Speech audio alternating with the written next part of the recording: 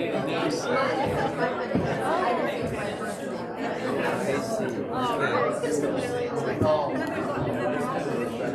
we're in St. Louis. What does it mean to be a member of a Catholic community? What does that word community mean? A Byzantine apostles. Ooh, that sounds impressive. You should put that on your card. Yeah, everyone has their they have some solid I tell by my people, honestly, the son of a couple of missionaries who were in Southern Africa. One was non-denominational, the other one was charismatic. Oh, I love it. I became a Byzantine Catholic as an adult. Welcome to this I am married an atheist It's going to be moderated by Kristen Koblinski, who is manager for ecumenical and interreligious relations at the Evangelical Lutheran Church in America. And I'll turn it over to her to introduce the topic and our presenters. Thank you so much, Chris. It is wonderful to be with you all this afternoon. This afternoon seminar is sponsored by the Lutheran Immigration Refugee Service, also known as LIRS. LIRS is the largest faith-based nonprofit dedicated to serving vulnerable immigrants, asylum seekers, and refugees in the U.S. For more than 80 years, LIRS has been a champion for migrants and refugees from around the globe. Informed by the Lutheran faith and decades of experience with migrants and refugees, LIRS has responded by developing new service programs, establishing new service organizations, and influencing public policy. We invite you to learn more at lirs.org. So thank you to LIRS for sponsoring this seminar. Now, I'd like to welcome you all to this afternoon seminar, Advocacy in Action, Seeking Justice Through Prophetic Witness. Today, I am joined by an esteemed panel of leaders who are engaged in the work of justice in a variety of ways. Together, we will explore how we as churches are working to respond to the most urgent issues of our time, and to better understand how our collective work can converge together in order to leverage our efforts in seeking justice in the public sphere. Now let me introduce you to our panelists. The first of whom we've all gotten to know well these past 2 days, and she has been leading us through our theological journeys in this place in the mornings. And so I want to welcome to my far left. Surprise.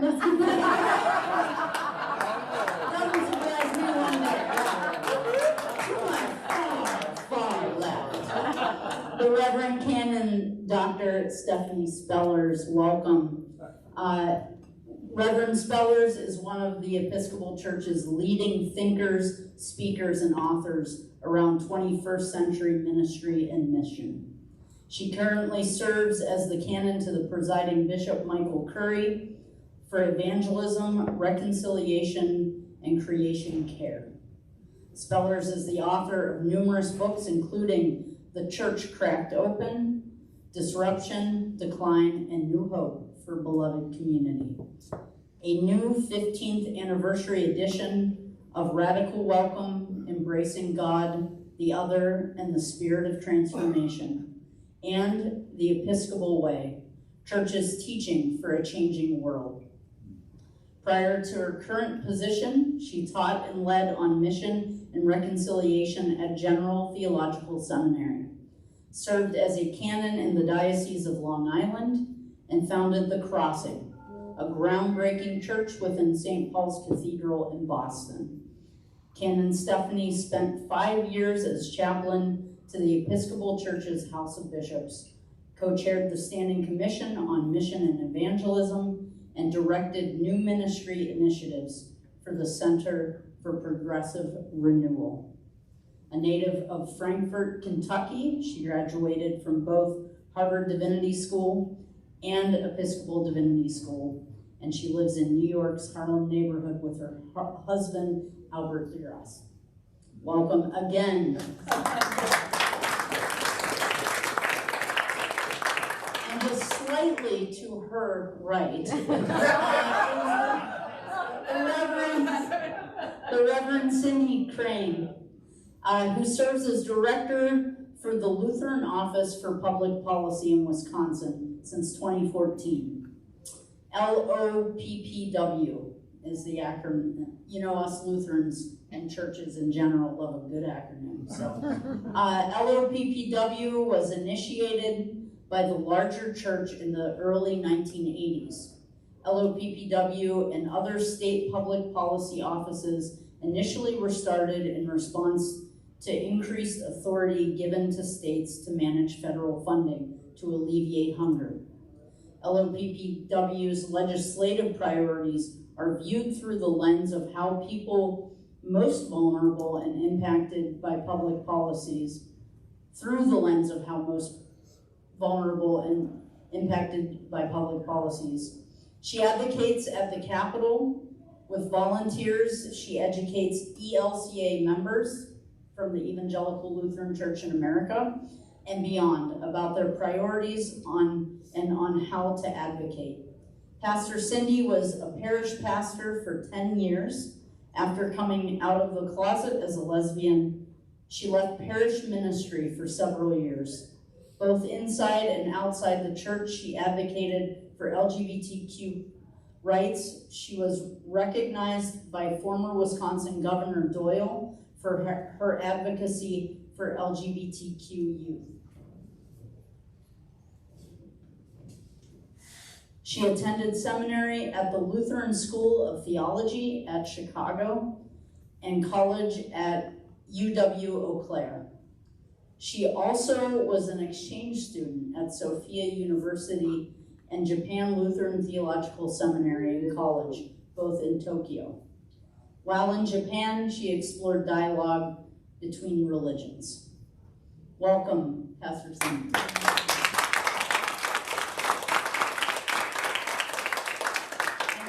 Slightly to my left.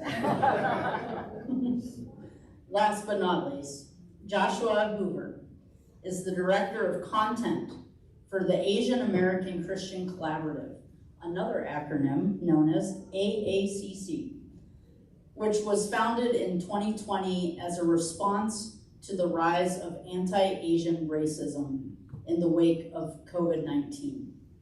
Shortly after AACC was founded, he joined AACC's editorial team and has worked with AACC to bring awareness to AAPI, thank you.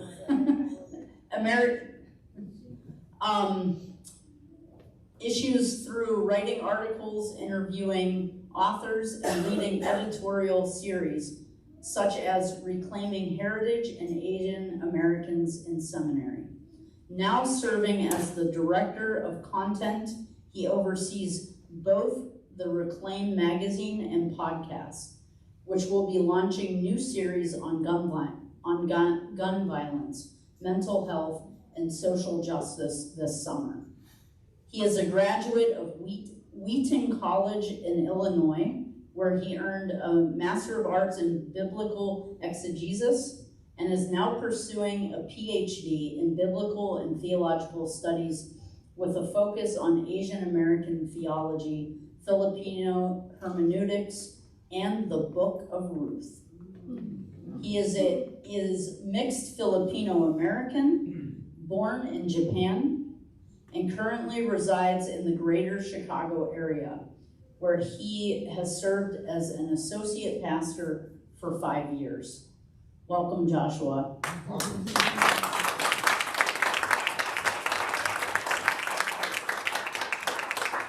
And so this afternoon's conversation, we're going to center around what does it mean when we say the word justice? What are we talking about when we lift up the word justice in the work that we're doing. And how is that manifesting in the ways in which our ministries are unfolding through this work? And so I shared with our panelists that I want this to be a more of a casual conversation. We'd like to incorporate some exchange with you all towards the end. So we'll have some conversation to start. And we will see where the Holy Spirit takes us this afternoon. So my first question to each of you, and I'll start with you, Reverend Spellers. Folks who haven't had the chance to. Okay, all right. I'll start with Joshua then. How would you define justice? What does justice look like in your life, work, and ministry? Okay, well, hey, I'm really excited to be here. And like I was saying, I was blessed this morning by Speller's discussion, truly prophetic witness happening in this place. You know, I think there are a lot of ways we can define justice. I was like, wow, that's a really broad term. How do you nail this down? You know, and I'm going to use the term we use in our magazine and podcast, which is reclaim. And that the work of justice must be an act of reclaiming the dignity and respect of human beings who are made in the image of God, right? Because so much has been denied and taken away and disrespected and discriminated against. And, you know, we started, in, like I said, in 2020 as a response to the rise of anti-Asian racism, which in part, largely part, was because our leaders were using phrases like China virus or Kung flu, and which produced within, if you look at the statistics for Stop API Hate, thousands of hate crimes within a few weeks, right? And you have, in my own church, I have a Chinese, adopted student, right, who lives in our area, and she was telling about being in middle school, and people called her a virus. What does that do to a child? And their mentality, right, and their confidence, and their dignity and worth, and the work of justice has to reclaim for that child, right? You aren't a virus. You are a person, right?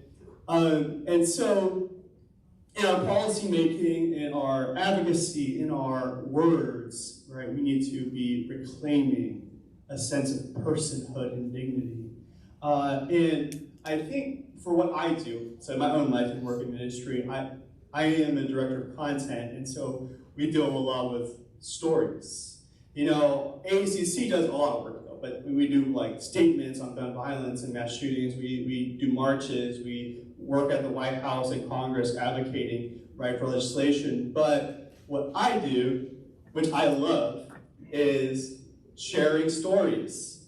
Because for Asian Americans, I would say one of the biggest challenges is invisibility and erasure, right? I remember watching a movie, and it was a gag throughout the film where this Asian American lady would speak, but you couldn't hear her. It was inaudible. I did not find that funny, right? Because that's the experience at times where people in our culture don't believe Asian Americans have something worthy to say. And so what we're doing in amplifying Asian American voices is saying Asian Americans have something to say, right? We have a story and experience, and we need to get that out there, right, to put a spotlight on injustice that we're facing that people erase and forget about.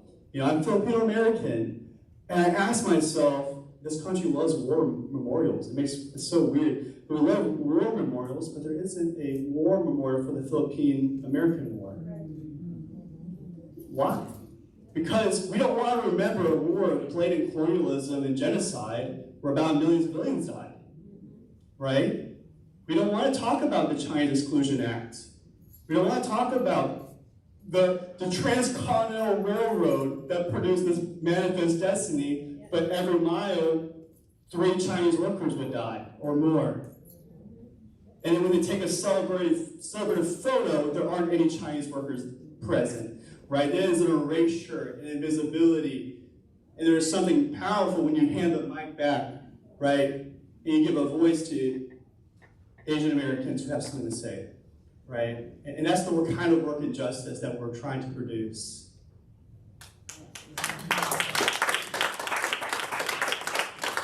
Hi everyone, so good to be here with you this afternoon. And when I think of justice, I think of how understanding justice is really a lifelong process. Because just think about how you understood justice 10 years ago, 20, 30, some 40, 50 years ago. It's probably quite different, or maybe not totally different, but you've learned so much over the years that some scales have fallen from our eyes and we realize different types of unfairness or injustice. So when I was younger, I never thought of systemic oppression. I thought about injustice mainly on a personal level. And I see there's so many definitions of justice. Is it revenge, getting justice? Is it making sure the law is enforced? Is it looking for equal opportunities for everyone? Is it being a libertarian? And we can even look at the same definition of justice in different ways. I really love Cornel West's definition of justice being love in public. That's one of my favorite definitions, but we all might look at that a little differently as well. So when I look at being someone who is rooted in Scripture, I'm a Christian, justice, however I'm defining it at a particular moment in my life, has to do with my relationship with God and how I love my neighbor as myself. And I find a lot of times I'm preparing to go see legislators, because that's a big part of what I do, I sometimes forget about that, you know. I mean, I'll wear my collar, and then I forget, oh, what is particular about what I have to say to legislators? Oh, that's right, I get to say, I represent a church, we have these social statements, and I might be there with an Episcopal friend or a Catholic colleague, and they have different social statements than we have. But they all can point to how loving God and loving our neighbor is about doing the right thing. And so we have that particular voice. So if you're visiting with your legislators, I would invite you to remember you're a person of faith, and it's okay to say something about that.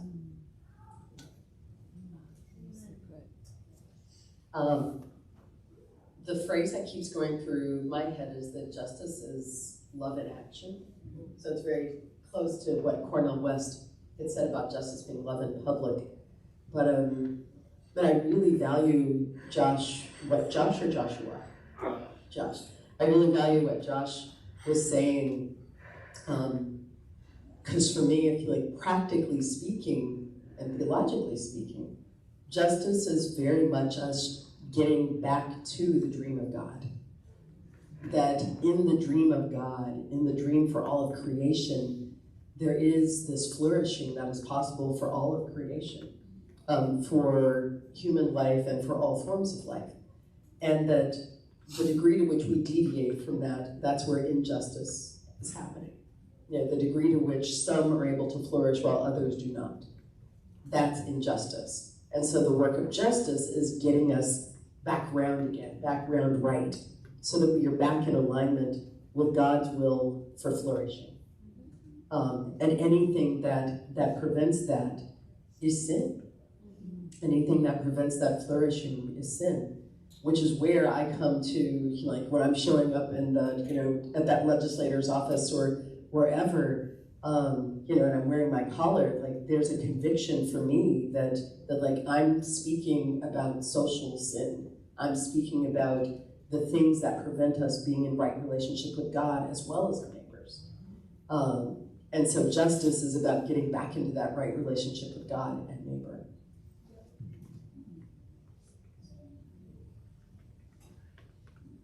Thank you all so much. Before we move on, I just realized that when the acronym was shared from the group for AAPI, Asian American Pacific Islander, that those joining us online may not have heard that shared from the group. So my apologies for that, not using the mic to share that further. So now I'd like to move on to look at the way in which we talk about justice through the work of advocacy. So I know, Cindy, you're here with us as director of a public policy office, and so I think you would be great to start with you, just saying a little bit about when we talk about the work of advocacy as people of faith.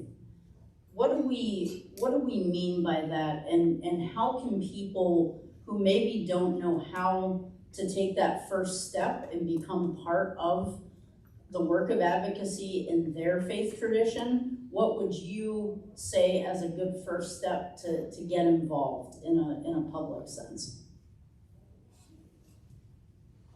Well, I've been leading workshops around Wisconsin and the UP, the Upper Peninsula of Michigan, since 2014. And I'm at the point now that when I start a workshop, I ask, you want me to talk about how to do advocacy or why the heck we're doing it? And a lot of people want to know why the heck we're doing it. Because we have a really rich history in scripture, and I'll speak for my denomination in the ELCA and in Lutheran history, going back to Luther, of standing up for justice. But we also have a history of quietism too, in which people don't want to rock the boat. And in this highly polarized society, a lot of people say the best way to not have any trouble is not talk about it. I have a friend who's a pastor, who was a pastor at a church in northern Wisconsin where sand fracking was a huge issue. And it divided the congregation. It's a long story, so I'm not going to get into it. But anyway, someone who was going to sell land to the frackers to mine was in the congregation. Anyway, long story short, the way they resolved the issue was by agreeing not to talk about it. Wow, that's disappointing, and yet I don't judge because I'm not there. And she's very much into social justice work, so I know she hated that. But I really wish congregations could be a place where we could get excited about going to have hard discussions, because we have the history to back us up. I mean, when I'm giving a workshop, I ask, how many times is the word justice used in the Bible? You know, it's like over 212 times.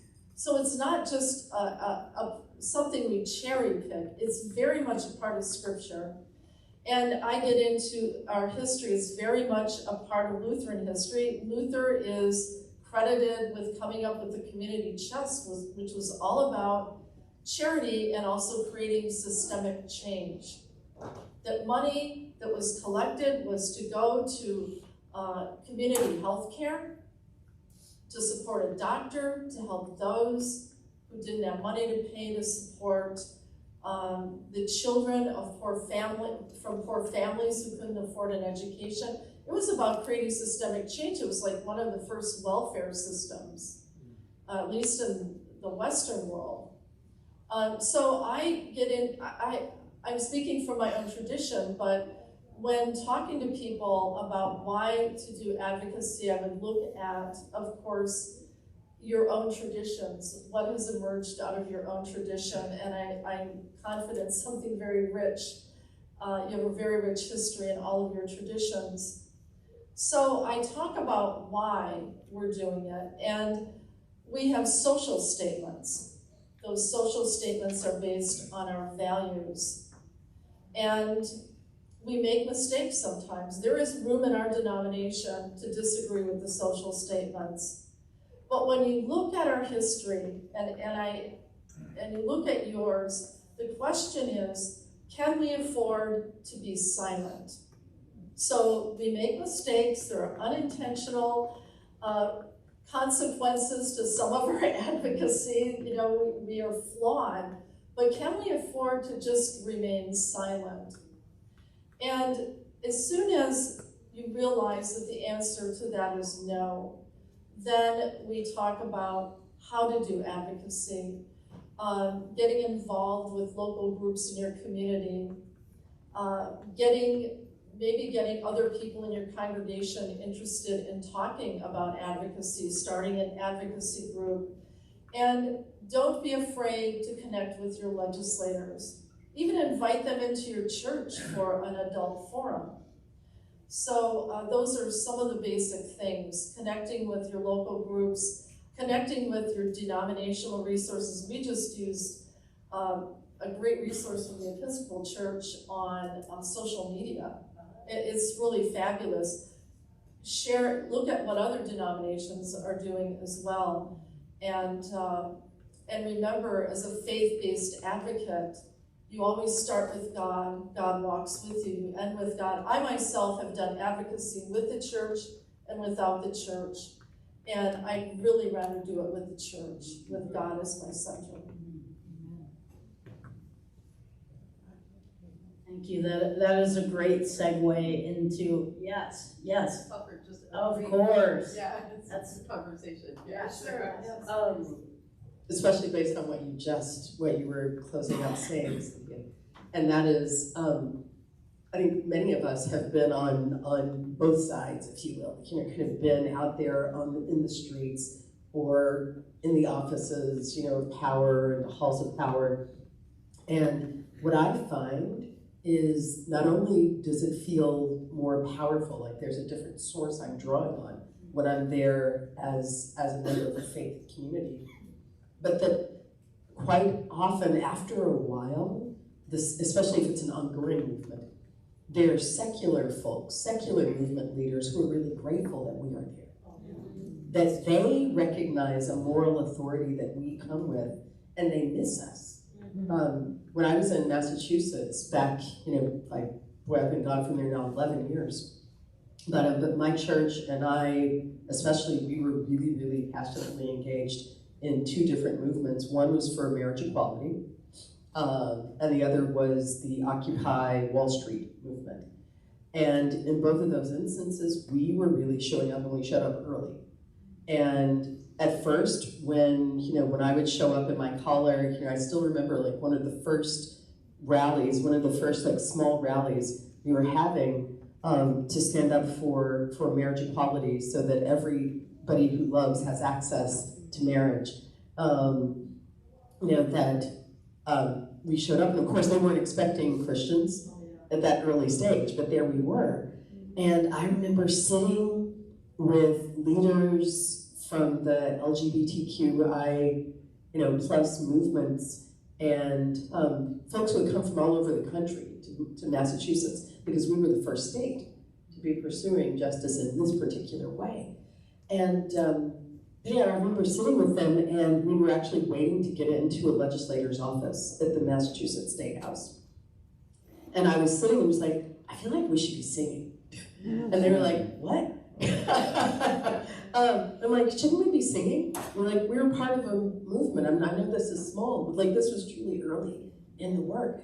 And they're like, maybe. I'm like, do y'all know Amazing Grace? And they're like, no, because a lot of these were folk who had been cast out of their churches and had just, were like, no. Like, can we maybe sing something, just anything, spiritual, whatever. And we did. And after a while, when there would be the rallies, they got bigger and bigger.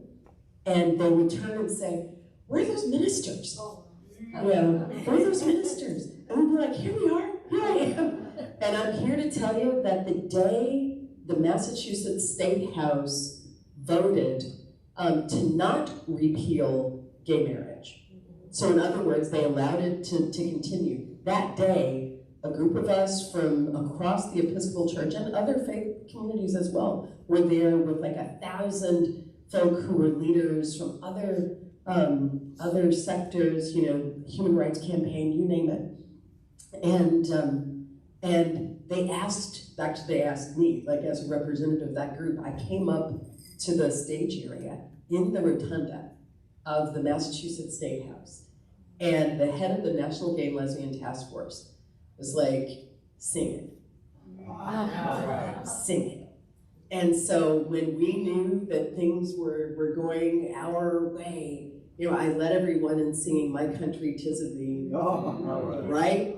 And to end on, Let Freedom Ring, and me in my collar, hand in hand with this secular activist in the State House, like so many people. Years later, we're like, that's church? That's the freedom. And they're like, this is what, wait, we thought we knew Christians or whatever. And it's not about what side or whatever, but just the idea that we have a role in those spaces. And people are so grateful when we show up. Yes. And they might just turn to you and say, sing it. Because nobody else will.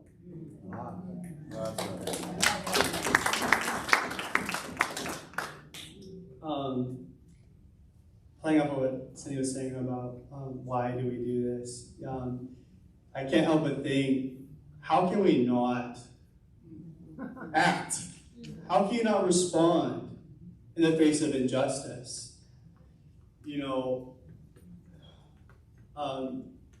This past week, as you know, there was a shooting at a mall in Texas that took the lives of mainly people of color and 4 Asian Americans, and that rocked us. And I was talking with people on my team. Hey, should we create a statement? Like, we organize it. What do we got to do, right? And one of the people on our team actually knows the Cho family who died. Went to church with them and said, we don't need to wait for a polished statement. We don't need to wait till we figure this out at a conference. We need to do something. And we need to do it now, right? We don't need to wait on this, right? And I really appreciate her voice there, that when we see it, we need to do something. We can't just sit around and dialogue about it, right? And you see a lot of these powerful movements are doing justice from the context of injustice. That it's personal. It's deeply personal. I gotta wonder why I do what I do, and I can't help but think of my family. My uncle he literally fled the state because his coworkers put a noose in his office and sent him death threats. And he says, I'm quitting my job and I'm moving, right? And when you realize this is family and this is personal, this affects us all, right? How can you not act? But sometimes the church, they probably take the point of view of someone like Cain. It's not my problem. I'm not his keeper. I'm not involved, though he was, right? But we're all involved. We're all affected, right? We can't act as if this isn't part of us.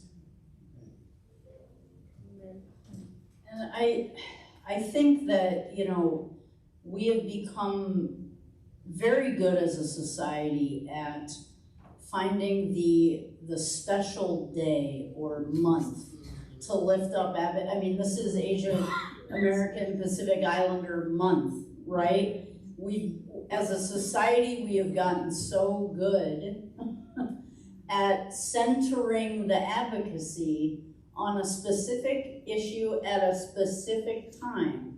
So I'm curious, I feel like in some ways that has been counterintuitive or counterproductive, because once we move beyond that month, the focus shifts elsewhere. And so I'm just curious, I'd love to hear from all of you, what do you think we can do as churches to continue these conversations always, you know, and in ways so that the messaging lands and doesn't overwhelm, you know, because obviously we can't do all things at all times, but do you have any sense of it? Yeah.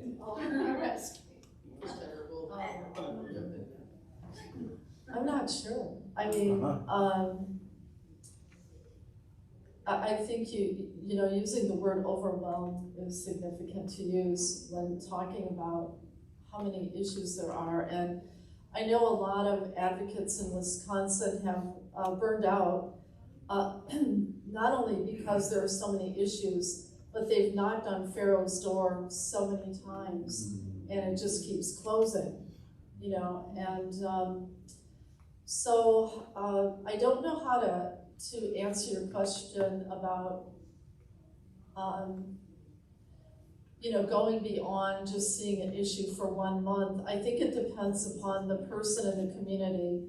If it's a community that's not really doing much at all in social justice, they might want to choose 1 or 2 of these months that lift up something like Native women disappearing, Native girls and Black girls just disappearing. No one knows where they've gone, they're just gone.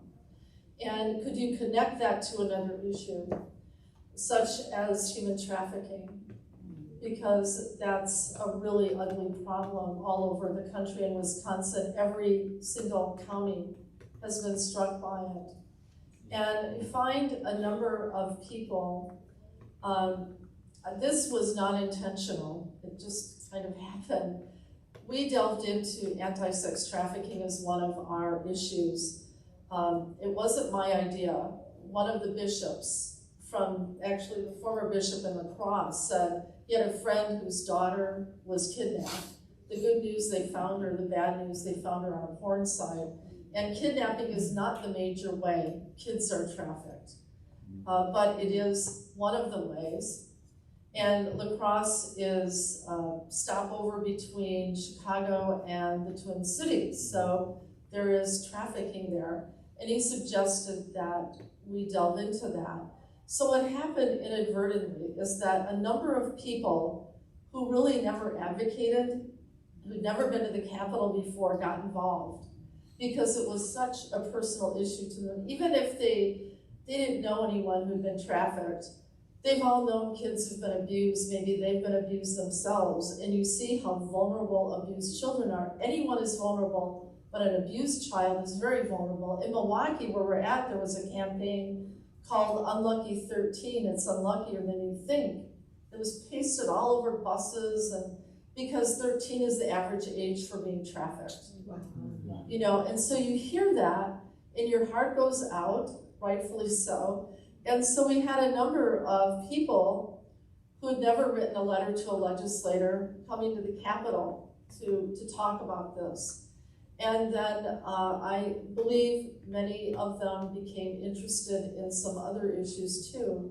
So I think you don't want to overwhelm people. I mean, some people have a natural tendency to get involved with almost everything. And that, you know, that's great. Most people can't. I know when I do my work, the way I keep up with so many things is hearing from other people. You know, if you're in a synod or a church where several issues are taken on, you can update one another, you know, with different focuses. Yes, exactly, and coalitions and things like that, but, you know, speaking on a parish level, yes. So I would say find something that strikes the heart of people in your congregation if you're talking at a parish level. In the East Central Synod, a group at one church started reading one of our resources on advocacy, and then they decided to focus on water as an issue because in that area, I mean, if you find newspaper articles showing brown water coming out of faucets because of the CAFOs, the large farms and manure getting into the groundwater with the weak bedrock in that area. So they just took on the issue by studying. They had a film series You can do advocacy through education. Maybe you have a different forum every week. Why not take one issue, like from one of those months where you look at a certain issue and then focus on it, go into more depth, and look at how you might enter into a level of advocacy. Oh, by the way, I saw an article a few years ago called Climate Change and Human Trafficking. What was the connection? Yes. When a family doesn't have much money, they will allow, like, one family member will sell off another to cover their financial need. Right, and if you become a climate refugee, refugees are very vulnerable and will do exactly, things like that happen. You touched on kind of the ways in which we can network together on issues as well, and I thank you for framing that those highlighting months or days can lead to much longer conversations, and I think that's really helpful to think about. But I did want to get us, and I also want to have a few minutes for questions as well, but I did want to take us into talking about collaboration. Because we are here this week, our networks, our ecumenical networks are meeting, and we're rubbing elbows, and we're trying to kick up some dust together on how we can work better together. And I would just love to hear from you, starting with Josh, of how do you think we can do a better job as churches in collaborating across lines, so that it's not just conversations about theology alone, but about how we can get to work together and in good trouble together. I obviously believe collaboration is really important. That has kind of been our game. And it's a necessity, just for example, from our perspective, is because we are dealing with obviously incredibly diverse. Like, Asian Americans aren't a monolith. Right? It's so diverse. Even though we have a month for ourselves, I guess. But you can have endless months to cover the diversity of ethnicity and religion, and perhaps of any people group, one of the most pluralistic in terms of, in every denomination. There's Buddhist, Hindu, Sikh, Christian, Filipinos who are mostly Catholic, or Koreans who are mostly Protestant. I mean, you're just all over the map, and so you work together.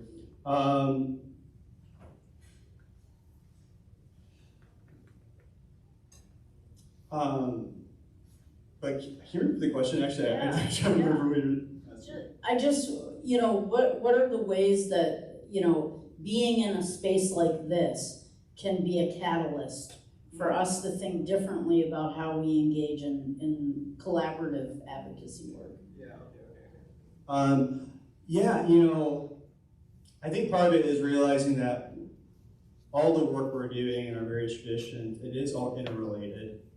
And it does affect one another. I was thinking earlier about Dr. King, and he says that, and we think about all life is interrelated, that we're all caught up in this network of mutuality, and that we're all connected. And it comes when we start believing and understand that what affects us directly also affects each other indirectly, right? And I think this kind of movement, and this has been beautiful actually being part of, because I haven't been to something like this before, and so this has been wonderful. But I think it's producing that vision of that interrelated reality in a very righteous way, right? What is it? There's something beautiful and powerful when we start marching together and start walking together. And dialoguing is important. We have conversations, and we need to.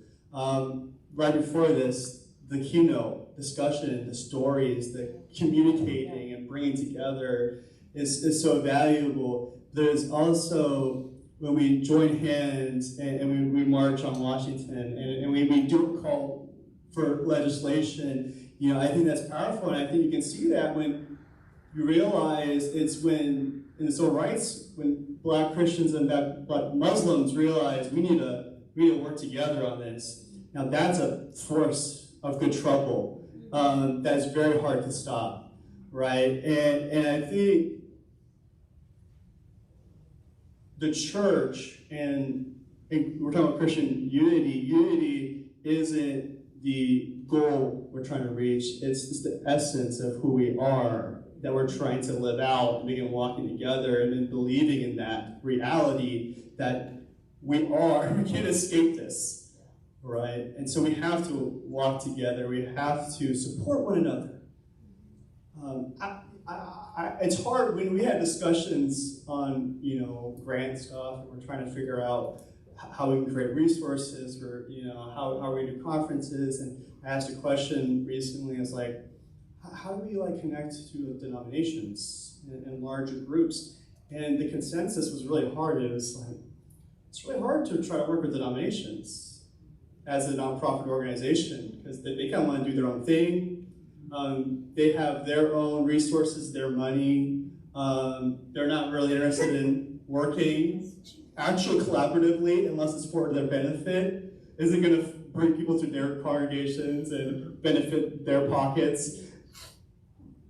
But we have to work to that, which is why it's so important that we're here, is again saying, if you're going to do good trouble, and is the cost of justice worth it, I think denominations need to be, in a declining era, be not so tied to their money and their greed.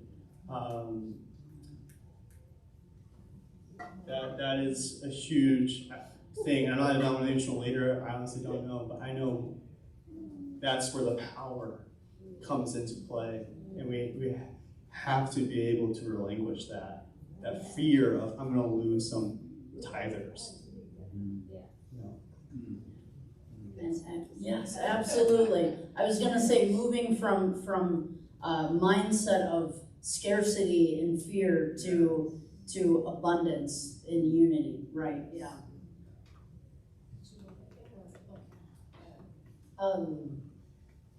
I think if you were to look at moments when people of faith made a real difference in movements for social change, for justice, I don't know that you would ever see an instance where one denominational family made the difference.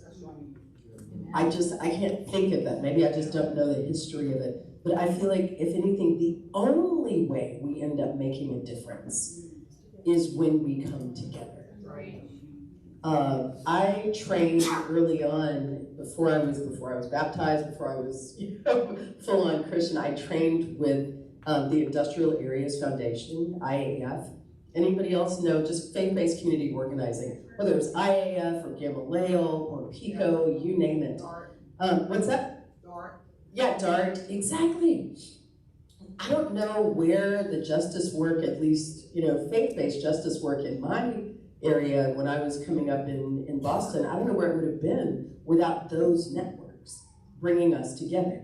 We could sit around passing resolutions and stuff as denominational bodies, but the things that really made the difference were the moments when we came together. And because organized people, organized money equals organized power. So of course, once you've got more people organized and more money kind of coming together, and we're living in abundance and not scarcity, then there's some power. And then the other powers that don't want to change will see, or even that are just wondering which way is the wind blowing, sometimes what they'll see is us showing up together. And that's a force. It's literally a force to be reckoned with. I don't know a denomination that by itself today is a force to be reckoned with. I mean, it's the nature of the way American life, religion in American life has so declined. Maybe the Catholic Church can show up in some places alone, but I think, I don't know anybody who can do this on their own. I just don't. So, practically speaking, it's like we have to get out of our own way on that and move toward collaboration. It's just, it's the only way to get shit done. All right. Yeah, before and we'll move into questions in a minute. But go ahead. Right, I was just going to add, this event could inspire you maybe when you go back home. If on an individual level you think, I want to visit my legislator, well, maybe you should call someone from another denomination to join you. And you could do it on an individual level. We just had an Interfaith Advocacy Day with Faith in Place, and there were a lot of Lutherans there, but a number of the Lutherans I know said how much they appreciated getting to know people from other denominations.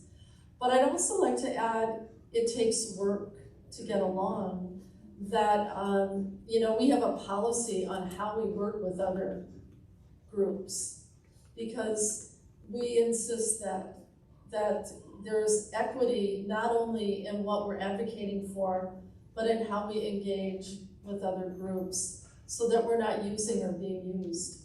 And that can be tricky, because we can be so passionate about our causes and feel so righteous that, oh, well, the ends justify the means, and they don't, and so I would say that working together is beautiful, but that it's work. Can I Oh, yeah, offer that sure. one of the gifts in faith-based community organizing is that it's not just all of us saying, okay, here's my issue, whatever. There's deep discernment and storytelling. And because of that storytelling, we don't end up in that exploitative relationship. Because of that storytelling and sharing our deepest passions, we're able to discern together, is there a shared passion? And then out of that shared passion, and I know your passion because you shared your story with me, now I will go to the map for you and with you. That's a completely different way of functioning. That's a completely different way of living, honestly, on this earth. And it's, for the record, it's a part of the practical work that takes us toward becoming a beloved community.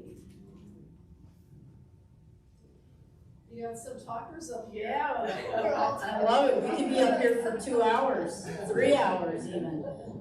Yes, let's go ahead into the question. We got a few minutes, so.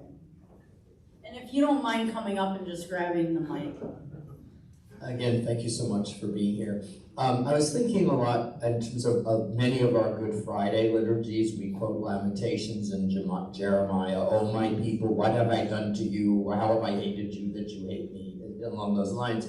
Many are advocating that that is the best way to begin to the oppressors or to the violent or the groups. So would you respond in terms of your experience? How is that a positive way to begin a dialogue, or how has it been a stumbling block for you? It's in other words, instead of condemning, we all make the great big condemnation statements. We condemn this violence. We recognize that this is hate, and it's in opposed to oh my people, what have we done to you that you hate us so much? It's a little bit of a difference. It's a variation on, and if you get that distinction. And some people are more advocating the question rather than the statement.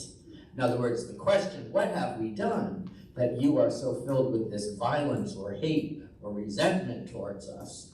But literally asking, we want to know, versus you are despicable, you are the condemnation statements that we make. You have denied your humanity, or what we're saying is the difference between statements of judgment versus a question for dialogue.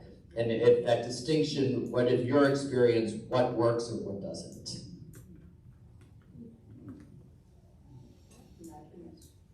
I'll offer just I'll offer just I think I'm understanding what you're saying, but here's at least one resource, one thought around that.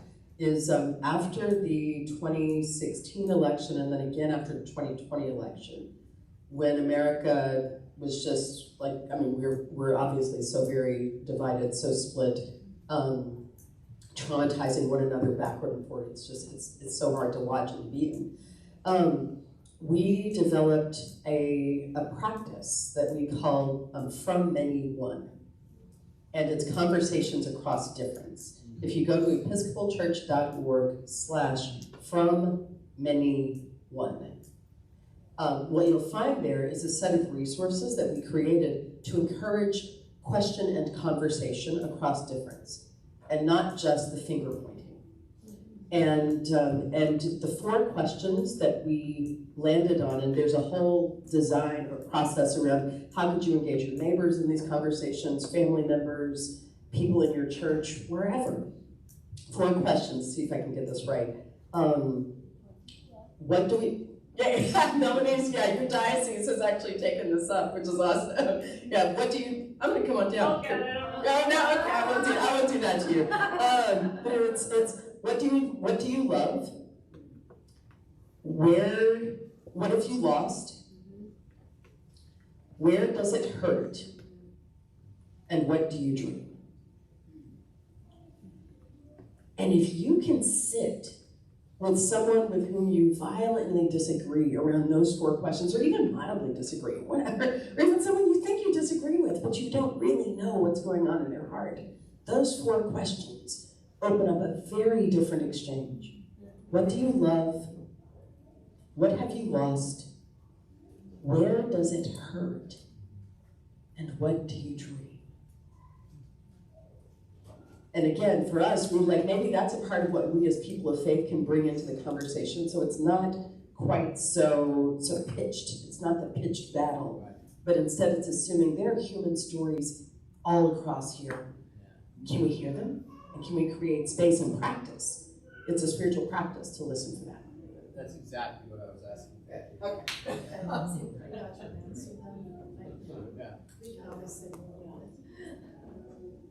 Let's get a couple more. It's a troublemaker again. Good trouble. So that's a good way to, because you may have answered my question.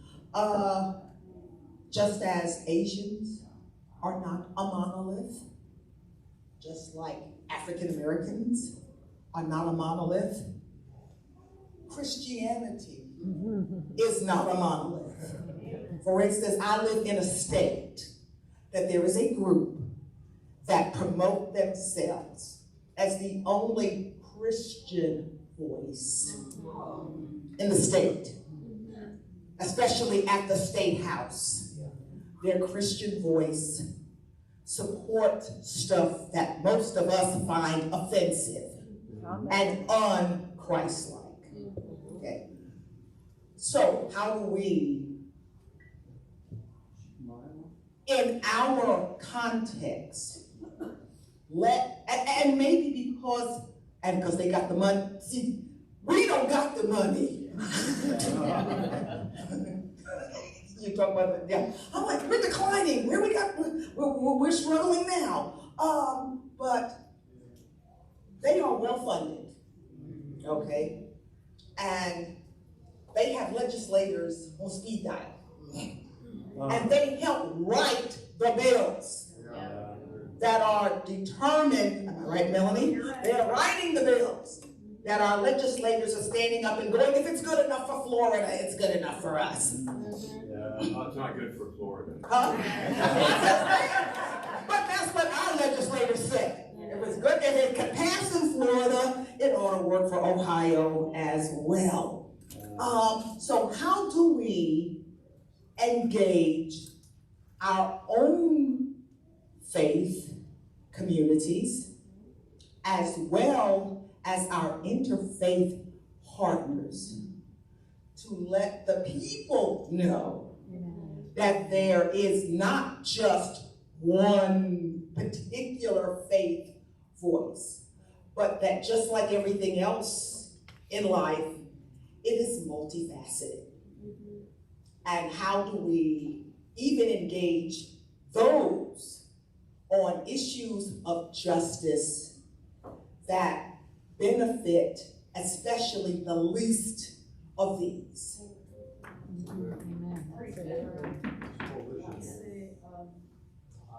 I keep thinking of a group that I belong to called Christians for Equality in Wisconsin.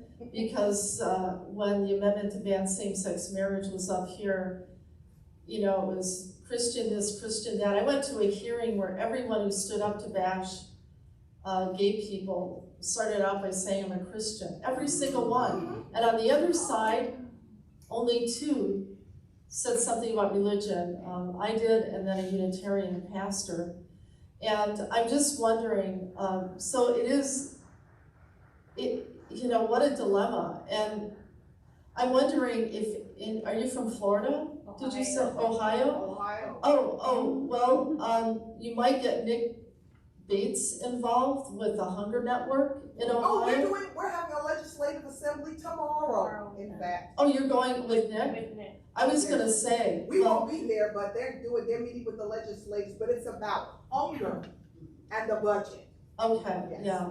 I'm not sure I have anything to add then, because he's a great advocate, and getting as many people together as possible. But to do more though, I mean, what stories can you gather from people around you, and can you connect with any journalists? Can you write letters to the editor? Can you start doing things, starting out, I am a Christian and this is what I believe, etc., things like that. You might have other suggestions. Do we have time for one more? One more, all right. One more question, all right. Hi there, James from St. Louis. Would like to hear some of your input about working for justice while still being in an unjust system. For example, I work in interfaith ecumenical work. That's my professional life. My family life, we're a foster adopt family. And I recognize that the foster care system is better than the orphanage system that it replaced, but it is systemically unjust. It is a problem. It has colonial, racial issues with it all over the place. And we as a family have had to really work hard and work with biological family in order to overcome some of that. But the system itself is a problem. So how do we work within those systems? Because we can't just throw them out. How do we work within those systems and still recognize that they're really imperfect?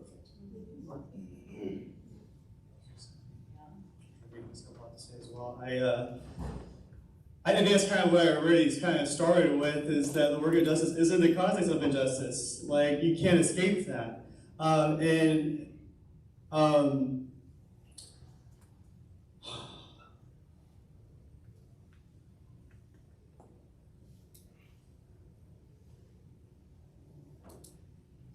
Sorry, my mind just went like. You have to be able to listen to people's stories in those contexts, especially those outside of it, right? And you need to listen to the narratives, right? And because, as you're saying, you're in the system, and sometimes you can't do away with the system, and sometimes doing away with the system actually doesn't change the problem, right? You can abolish slavery, but then Jim Crow takes its place. And you can abolish Jim Crow, and then new Jim Crow takes its place. And we can abolish the next thing, but if the narrative in the community isn't heard, and they're not listening to the narratives that we've been saying against white supremacy, right, that actually is embedded not just in a, legislative system or thing, though it's there, it's a system of it, a symptom of it, but it's the narrative that our society has grabbed a hold of, right, isn't here, right? And being able to listen to, share the stories, hear, right, the experiences of people in those unjust and unjust, right, contexts, and amplify that, right? Your representatives need to hear that, right? The news networks, they need to know what's happening locally, in the schools, right? In your neighborhoods. That's where it's happening. And those are the stories we have to, I think you talk about journalism, it has to bring it to light. You can have a march, but if no one talks about it, it's not going to reach the people in power, right? Yeah. So you have to listen to that, and we're all church leaders here, right? And really investigating the theologies we have that perpetuate those unjust and evil narratives. And these things are really tied together, right? Christianity is tied deeply with colonialism, and trying to unravel that is very difficult, right? And so what theologies are we producing, and how are they being informed by those narratives to produce that change? Just say something. Which state are you in? Missouri. Missouri. Okay, I don't know anything about Missouri. If you lived in Wisconsin, I would know agencies where people are working full-time on these kinds of issues. And if you could find some agencies where people have political interests, maybe they have a policy, a director of policy in their organization, and agree with everything you just said about that, but find others you can link with and build up power that way.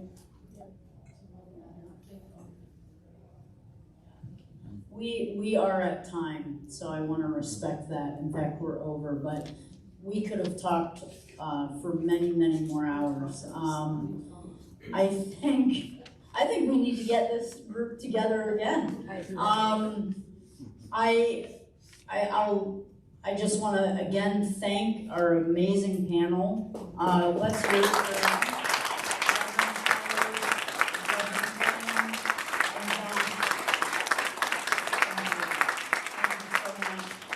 and leave you with this, that what are the stories we are going to tell? What are the stories we are going to gather and uplift as we move out from this space? And I'll leave you with that. Thank you so much, and thank you to lirs.org.